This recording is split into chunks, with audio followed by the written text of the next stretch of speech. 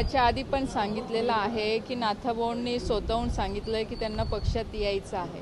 आता कधी यायचं आहे कधी नाही हे सगळं पक्षश्रेष्ठी वगैरे आमचे राज्याचे नेते आदरणीय देवेंद्रजी असतील, वरती नड्डाजी असतील, ते हे सगळे लोक ठरवतील काय आहे। तर त्या संदर्भात अजून तरी काही चर्चा नाही आहे। मी आधी पण सांगितलेलं आहे की आता भारतीय जनता पार्टीमध्ये इतरही पक्षाचे मोठे मोठे नेते येत आहे। आज भारतीय जनता पार्टीच्या सगळ्या कार्याला सहकार्य देत आहे। आज आपल्या मोदी साहेबांच्या नेतृत्वाला आज लोक अन्य पक्षाचे पण मान्य करत आहे आणि त्यांच्यावर विश्वास ठेवून आज पक्षप्रवेश भारतीय जनता पार्टीमध्ये खूप मोठ्या प्रमाणात येत आहे। त्याच्यामुळे नाथाभाऊ पक्षामध्ये येता ही काही वेगळी गोष्ट नाही। आज त्यांनी त्यांचं मत मांडलेलं आहे।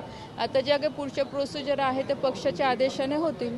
असं कुठेही नोटीस वगैरे अजून काही आलेलं नाही आहे आम्हाला। आपण बघितलं असेल की हा फक्त चर्चा आहे, पण अजून माझ्या हातात अशी कोणती कोर्टाची नोटीस आलेली नाही। माझं म्हणणं सगळं मांडलेलं आहे, कारण त्याच्यात मी पण आहे। जवळपास माझ्यावरही रॉयल्टी काढलेली आहे 70 कोटीची आणि सगळं मत आम्ही मांडलेलं आहे आणि त्या विषयाला सरकारने परत विचार करावा, माझंही मत तिथे घ्यावं, म्हणजे आमच्या बाजूचंही मत तिथे घेतलं पाहिजे की काय काय त्याच्यामध्ये घडलेलं आहे, काय फॅक्ट्स आहे काही नाही। तर पुरावे आम्ही जे ठेवलेले आहे त्याचा पण परत विचार करण्यात यावा।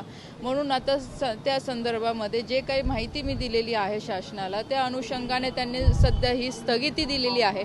याची फेर चौकशी होऊन जो काही निकाल आहे तो आपल्या सगळ्यांसमोर येईलच।